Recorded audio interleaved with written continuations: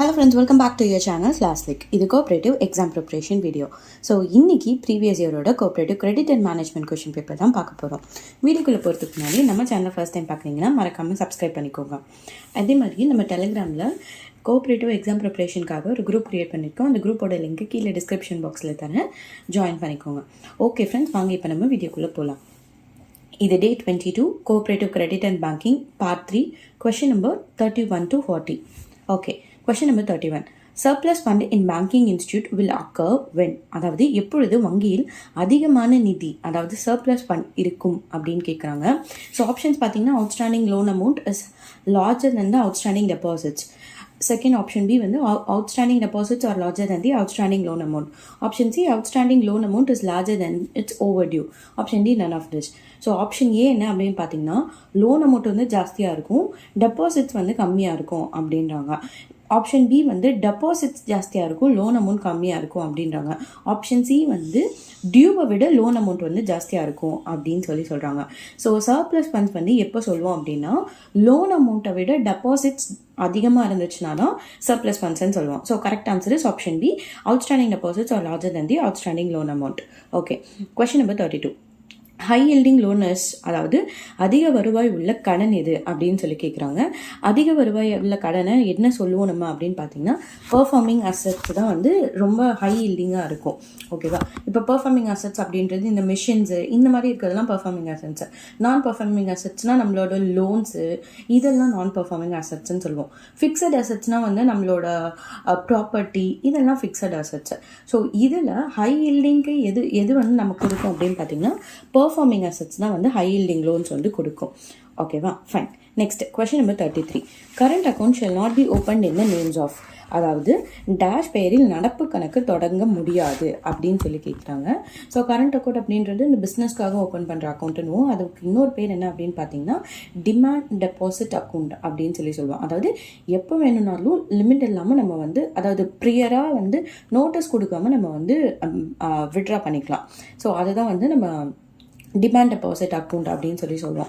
அது யாருக்கு கிடையாது ஓப்பன் பண்ண முடியாது அப்படின்னு பார்த்தீங்கன்னா இல்லிட்ரேட் பர்சன், அதாவது படிப்பறிவு இல்லாதவங்களுக்கு ஓப்பன் பண்ண முடியாது. ஓகேவா, நெக்ஸ்ட் கொஸ்டின் நம்பர் 34.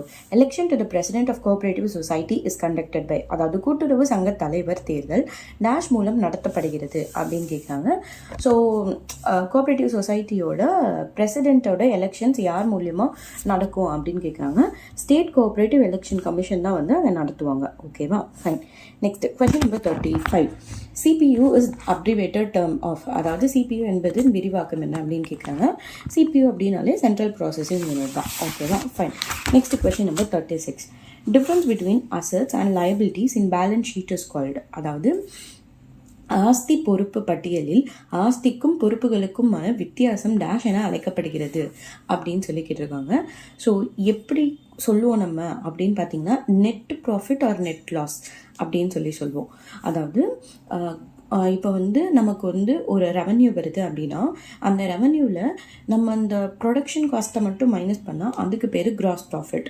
இதே அந்த ரெவன்யூவில் எல்லா எக்ஸ்பென்சஸும் ப்ரொடக்ஷன் காஸ்ட்டு டேக்ஸு இப்படி எல்லாத்தையும் நம்ம மைனஸ் பண்ணோம்னா அதுக்கு பேர் வந்து net profit net loss. So வந்து ஒரு பேலன்ஸ் ஷீட்டில் அசட்ஸ் மைனஸ் லைபிலிட்டி வந்து நம்ம நெட் ப்ராஃபிட் இல்லைன்னா நெட் லாஸ் அப்படின்னு சொல்லுவோம். ஓகேங்களா, fine. Next question number 37. Depreciation is, அதாவது தேய்மானம் என்பது அப்படின்னு வச்சுக்கோங்களேன். ஸோ தேய்மானம் என்ன அப்படின்னு சொல்லி கேட்குறாங்க. ஆப்ஷன் ஏ வந்து statutory reserves, ஆப்ஷன் பி வந்து charged provision, option C contingent expenditure, option D none of this. So இதில் சார்ஜ்டு ப்ரொவிஷன், அதாவது ஏற்படுத்தப்பட்ட ஒதுக்கீடு தான் வந்து நம்ம டிப்ரிசியேஷன் அப்படின்னுவோம். அதாவது ஒரு மிஷின் வந்து வேலை செய்ய செய்ய அது தேஞ்சு போயிட்டே தான் இருக்கும், நம்மளாக தான் ஏற்படுத்திக்கிறோம் அதை. ஸோ அதனால டிப்ரிசியேஷன் இஸ் சார்ஜ்டு ப்ரொவிஷன். ஓகேவா, ஃபைன்.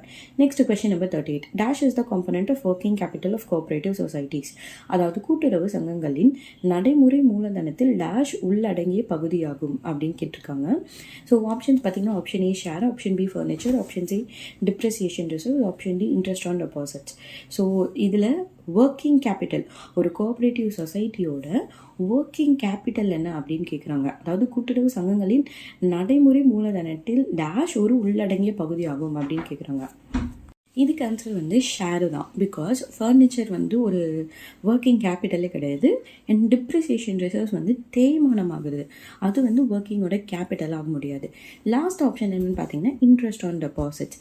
ஸோ இன்ட்ரெஸ்ட் ஆன் டெபாசிட்ஸ்ன்றது ஒரு ரிசீவபிள் தான். அதாவது நம்ம ஒரு டெபாசிட் பண்ணதுக்கு நம்ம கொடுக்குறோம். ஸோ அது வந்து ஒரு ரிசீவபிள் சைட் மட்டும்தான். ஸோ ஒர்க்கிங் கேபிட்டல்ன்றது கரண்ட் அசட்ஸும் இருக்கும், கரண்ட் லயபிலிட்டிஸும் இருக்கும். அதுதான் ஒர்க்கிங் கேபிட்டல்னும். So share is the correct answer. Next question number 39. Training means, அதாவது பயிற்சி என்பது. ஸோ ஆப்ஷன் ஏ வந்து நாலேஜ், ஆப்ஷன் பி வந்து attitude, option C skills, option D all of this. So ட்ரைனிங்ன்றது நாலேஜ், ஆட்டிடியூட், ஸ்கில்ஸ் மூணும் சேர்ந்தது தான் training. So correct answer is option D all of this. Next question number 40. Negotiable instrument act game into force இந்த year. அதாவது மாற்றுமுறை ஆவண சட்டம் நடைமுறைப்படுத்தப்பட்ட ஆண்டு அப்படின்னு கேட்குறாங்க. இது நீங்கள் நல்லா கவனிக்க வேண்டிய கொஷின். இதில் என்ன கேட்குறாங்கன்னா நெகோஷியபிள் இன்ஸ்ட்ருமெண்ட் ஆக்ட் வந்து எப்போ நடைமுறைக்கு வந்துச்சு அப்படின்னு கேட்குறாங்க.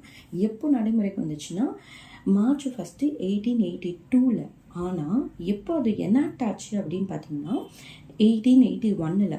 ஸோ நெகோஷியபிள் இன்ஸ்ட்ருமெண்ட் ஆக்ட் 1881 தான் நம்ம சொல்லுவோம். ஆனால் அது நடைமுறைக்கு வந்தது வந்து 1882. ஓகேவா? ஃபைன். ஓகே ஃப்ரெண்ட்ஸ், ஸோ இன்றைக்கான 10 கொஷின்ஸ் நம்ம படிச்சிட்டோம். ஹோப் இந்த வீடியோ உங்களுக்கு யூஸ்ஃபுல்லாக இருக்கும்னு நினைக்கிறேன். ஸோ மறக்காமல் நம்ம சேனலை சப்ஸ்கிரைப் பண்ணிக்கோங்க. நீங்கள் இந்த வீடியோக்கு ஒரு லைக் பண்ணுறீங்க. கோஆப்ரேட்டிவ் யாரெல்லாம் ப்ரிப்பேர் பண்ணுறாங்களோ அவங்களுக்கு இந்த வீடியோவை ஷேர் பண்ணிவிடுங்க. ஸோ தேங்க்யூ ஃபார் வாட்சிங் மை சேனல். பாய்.